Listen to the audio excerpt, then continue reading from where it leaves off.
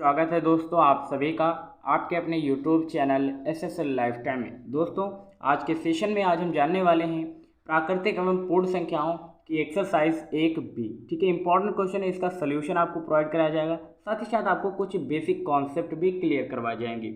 ये चैनल आपके लिए इतना इंपॉर्टेंट है तो इस चैनल को अभी सब्सक्राइब कर लीजिए और वीडियो को ज़्यादा से ज़्यादा अपने दोस्तों में भी शेयर करिए। तो चलिए स्टार्ट करते हैं और सबसे पहले आज का बेसिक जानते हैं। क्या है आज का बेसिक? बहुत ही इंपॉर्टेंट है ये क्लास आपके लिए।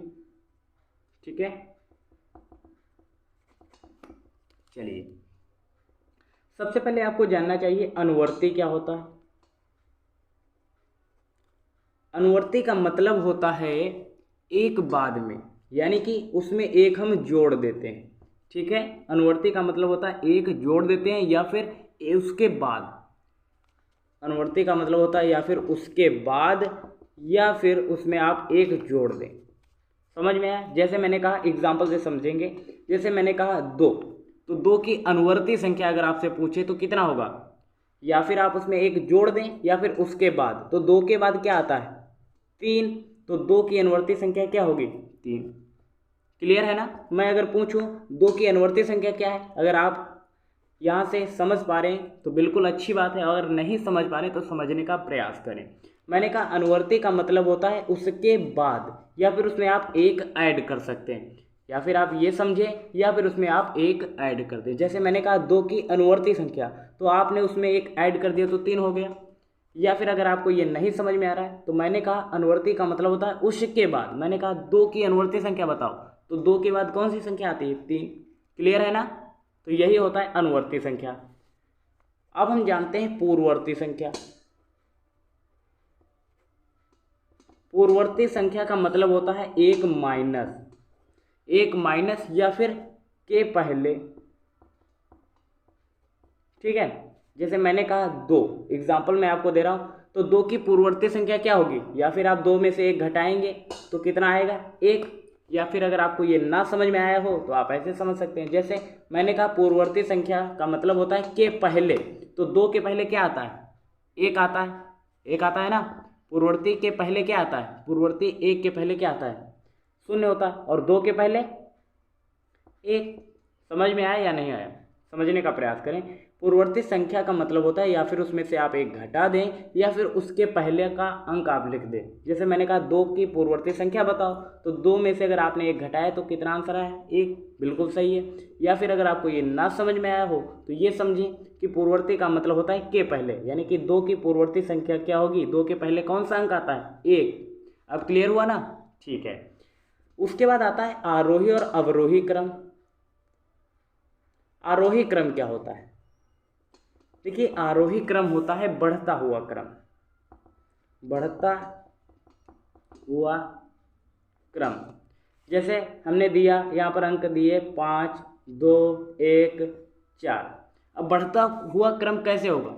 जैसे आपने आज किसी छोटे पौधे को देखा, 10 दिन बाद देखा कुछ और बड़ा हुआ, 15 दिन बाद देखा कुछ और हुआ, 20 दिन बाद देखा कुछ और बड़ा हुआ। जैसे यहाँ पर सब पहले आप यहाँ पर समझने का प्रयास करें, कॉन्सेप्ट पकड़ने का प्रयास करें। सबसे पहले दिन देखा तो कुछ छोटा था, फिर 10 दिन बाद देखा कुछ बड़ा था, 15 दिन बाद देखा तो उससे कुछ बड़ा था। यानी कि आपको प्रोसेस समझ में आना चाहिए। यानी कि पहले वाले दिन सबसे छोटा, यानी कि बढ़ता हुआ क्रम तभी होगा जब हम पहले कोई छोटी चीज़ लिखेंगे। जब छोटी होगी तो उससे बड़ी, उससे बड़ी, उससे बड़ी, आखिरी में सबसे बड़ी। लेकिन क्या पहले ही दिन बड़ी होगी? नहीं होगी। अगर आप पहले बड़े लिख देती हैं, ठीक है, तो यहाँ पर क्लियर नहीं होगा। तो आरोही क्रम होता है बढ़ता हुआ क्रम, है ना? तो बढ़ाएंगे, सबसे पहले छोटी संख्या लिखेंगे, फिर उससे बड़ी 2, फिर उससे बड़ी 4, फिर उससे बड़ी 5। जो भी अंक आपको दिए गए उसके अनुरूप आपको लिखना होता है आरोही और अवरोही क्रम। ठीक है, उसके बाद नेक्स्ट है अवरोही क्रम। अवरोही क्रम होता है घटता हुआ क्रम। क्या होता है? घटता हुआ क्रम। अब घटता हुआ क्रम कैसे होगा? जैसे आज आपने कोई बहुत बड़ी बिल्डिंग देखी, आपके घर के आसपास कोई 3 मंजिल बड़ी बिल्डिंग है, कोई 2 मंजिल है, कोई 1 मंजिल। तो सबसे बड़ी 3 मंजिल, उससे छोटी 2, फिर उससे छोटी 1। तो कुछ इस तरह से घटता हुआ क्रम, यानी कि सबसे पहले घटता हुआ कैसे लिखेंगे? मान लीजिए यही एग्जाम्पल ले लेते हैं 2, 1, 4।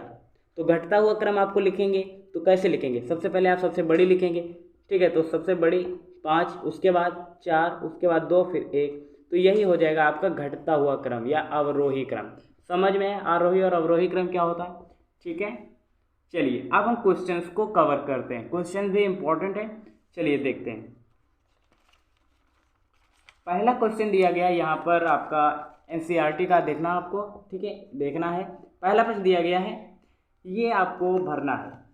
तो यहाँ पर अगर आप अच्छी तरीके से देखेंगे समझेंगे तो क्वेश्चन बिल्कुल हलवा हो जाएगा आपके लिए।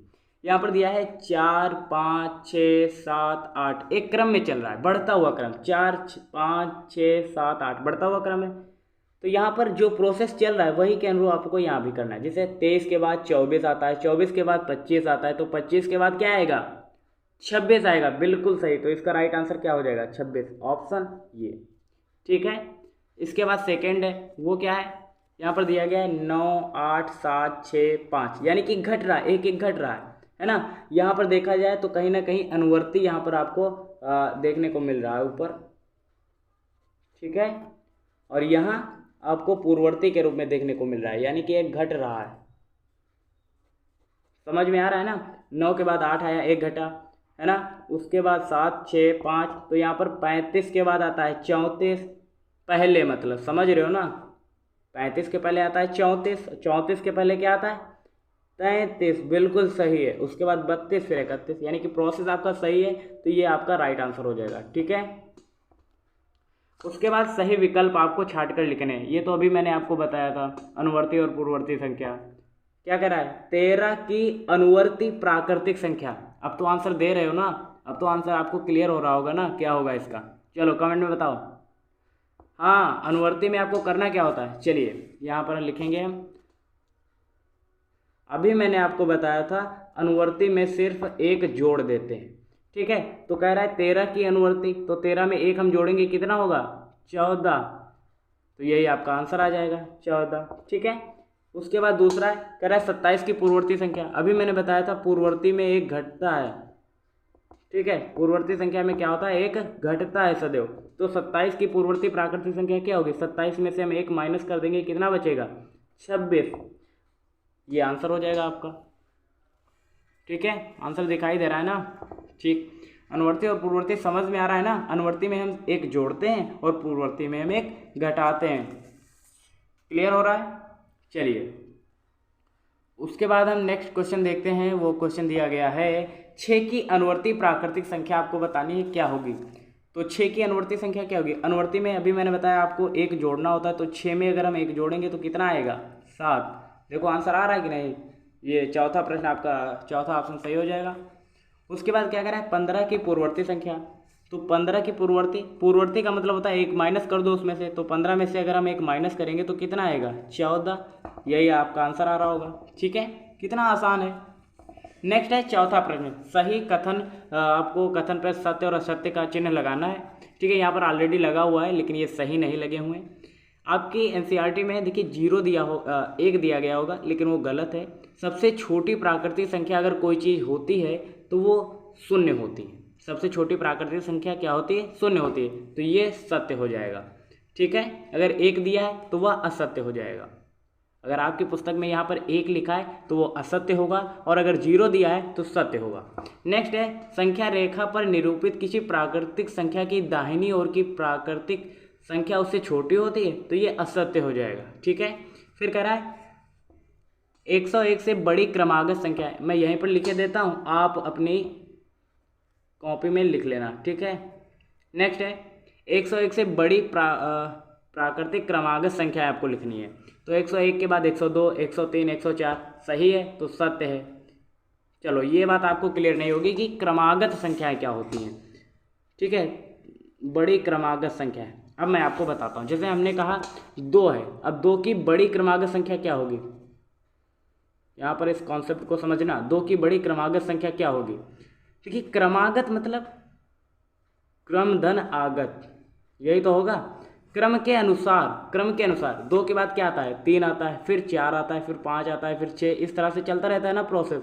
तो 2 से ये बड़ी भी है, देखो 3 2 से बड़ी है, 4 भी बड़ी है, 5 भी बड़ी है, 6 भी बड़ी, और क्रम के अनुसार भी आती है। यही मतलब होता है कि क्रम के अनुसार, ठीक है। उससे क्रम के अनुसार जैसे कह रहा है बड़ी संख्या लिखो तो उससे आगे की लिख दो, और अगर छोटी कह रहा है तो उससे पूर्ववर्ती लिख दो, जो कि अभी मैंने बताया था एक घटाकर आती है पूर्ववर्ती संख्या। तो 2 के पहले पूर्ववर्ती संख्या अगर आपको छोटी लिखनी होती तो 2 के पहले आता है 1, फिर 0, कुछ इस तरह से आता रहता है। बड़ी संख्या कह रहा है तो 2 के बाद आता है 3, 4, 5, कुछ इस तरह से। समझ गए हो ना। तो यहाँ पर 101 के बाद क्या आएगा 102, 103, 104, तो ये सत्य हो जाएगा। ठीक है, 0 एक प्राकृतिक संख्या है तो असत्य है। ठीक है, क्या असत्य है, 0 एक प्राकृतिक संख्या नहीं है। उसके बाद 23 एक प्राकृतिक संख्या है, बिल्कुल सत्य है, क्योंकि 1 से लेकर 1, 2, 3, 4 ये सभी क्या है प्राकृतिक संख्या है। ठीक है, क्या है प्राकृतिक संख्या है, तो ये सत्य हो जाएगा। उसके बाद प्राकृतिक संख्याओं में कोई संख्या सबसे बड़ी नहीं होती, ये भी सत्य हो जाएगा। अभी मैंने बताया ना प्राकृतिक संख्या कौन कौन सी होती, 1, 2, 3, 4, 5 ऐसे ही चलती रहेगी। कहाँ तक चलेगी अब ये हमें भी नहीं पता, क्योंकि अनंत तक। अब आप इसमें कौन सी बड़ी कौन छोटी ये आप कह नहीं सकते। ठीक है, तो ये सत्य हो जाएगा।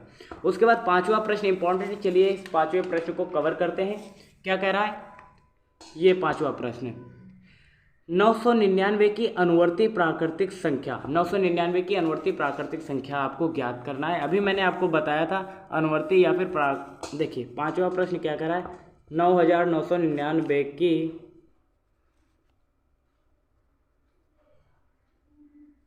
अनुवर्ती प्राकृतिक संख्या आपको ज्ञात करनी है। अनुवर्ती प्राकृतिक संख्या में आपको 1 जोड़ना होता है, मैंने अभी बताया था आपको।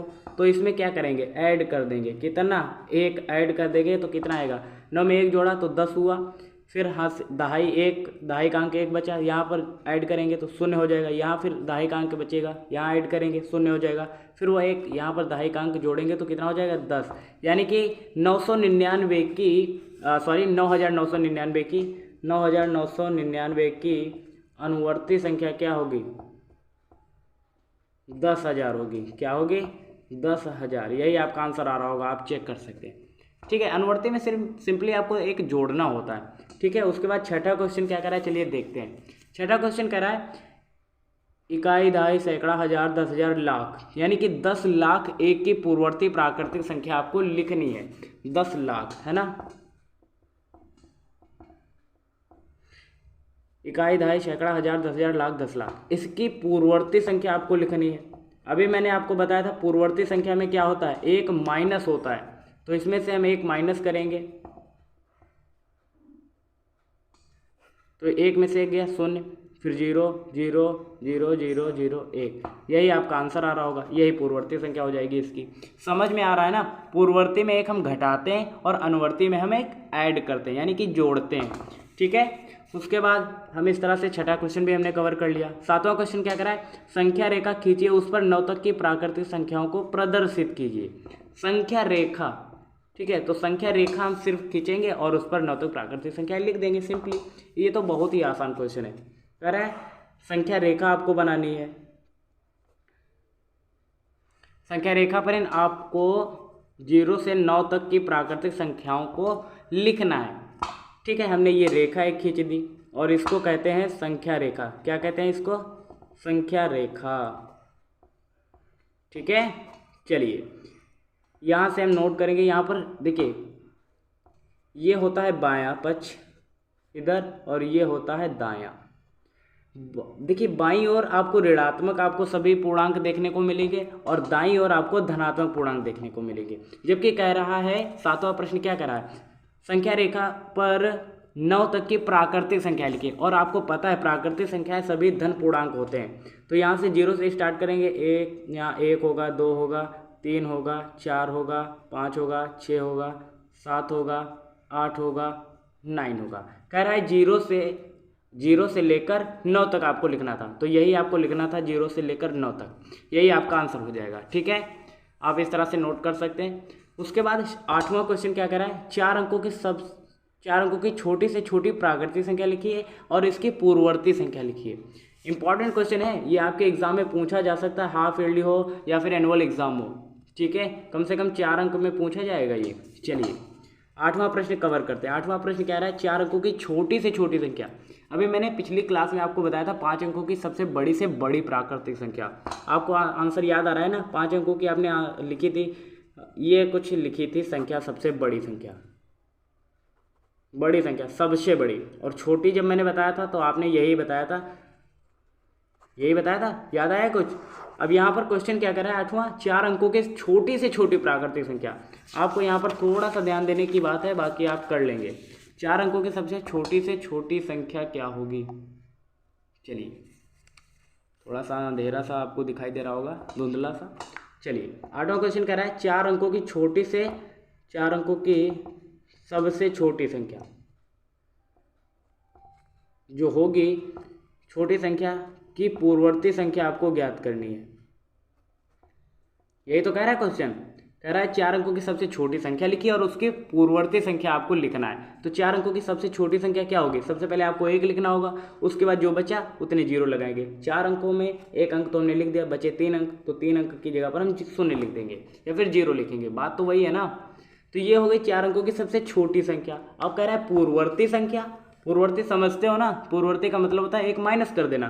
तो इसमें से अगर हम 1 घटाएंगे तो इसे हम कुछ इस तरह से लिख लें तो आसानी होगी।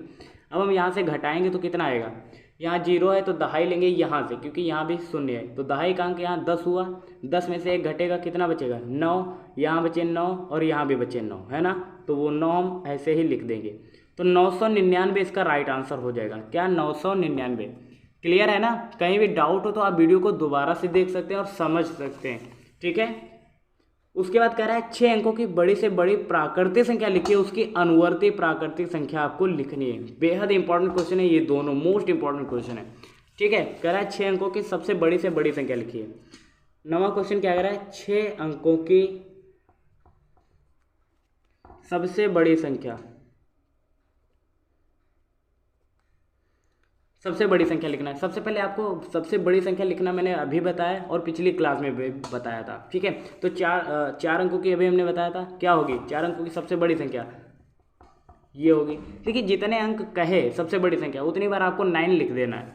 यहाँ पर कह रहा है 6 अंकों की सबसे बड़ी संख्या, तो 9 को कितनी बार लिखेंगे बताओ, 6 बार। बिल्कुल सही कहा है आपने, 6 बार लिखेंगे। और कह रहा है अनुवर्ती संख्या आपको लिखना है इसकी, तो मैंने अभी आपको बताया था अनुवर्ती संख्या में सिर्फ और सिर्फ 1 हम जोड़ देते हैं। तो अगर हम यहाँ पर 1 जोड़ दें, ठीक है, तो कितना हो जाएगा, 9 में 1 जोड़ेंगे 10 हो जाएगा, हासिल 1 बचेगा, यहाँ ऐड करेंगे तो 10 हो जाएगा, वही हासिल यहाँ ऐड करेंगे, फिर 0, फिर 0, फिर से 0, फिर से 10, ठीक है। तो ये आपका आंसर आ रहा होगा, आप चेक कर सकते हैं, ठीक है। अनुवर्ती में सिर्फ और सिर्फ आपको 1 ऐड कर देना होता है और पूर्ववर्ती में सिर्फ और सिर्फ 1 माइनस कर देना होता है। क्लियर है ना। चलिए, अब कह रहा है सबसे छोटी पूर्ण संख्या बताइए। ये मोस्ट इंपॉर्टेंट क्वेश्चन है। अगर आप कभी इंटर के बाद कंपटीशन की तैयारी करेंगे तो वहाँ पर इस तरह के क्वेश्चन अक्सर पूछे जाते हैं।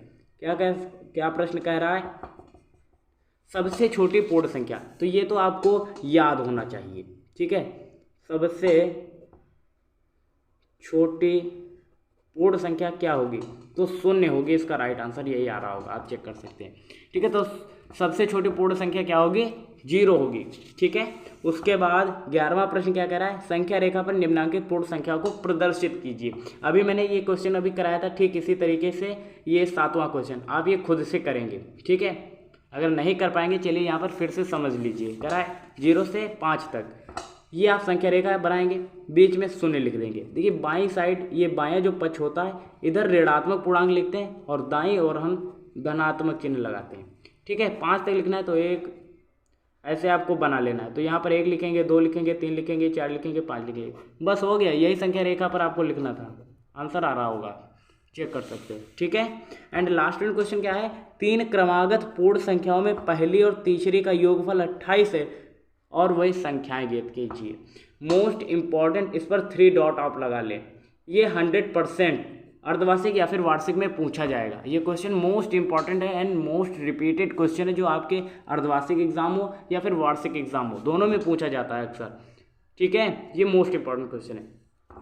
कह रहा है 3 क्रमागत पूर्ण संख्याओं में पहली और तीसरी का योगफल 28 दिया गया है, तो वे संख्याएं ज्ञात कीजिए। चलिए आपको बताएंगे। ये क्वेश्चन नंबर कितना है, 12, है ना। चलिए, तो सबसे पहले हम मानेंगे, माना पहली पूर्ण संख्या, ठीक है, माना पहली पूर्ण क्रमागत संख्या, पहली पूर्ण क्रमागत संख्या क्या होगी, x हमने मान लिया, ठीक।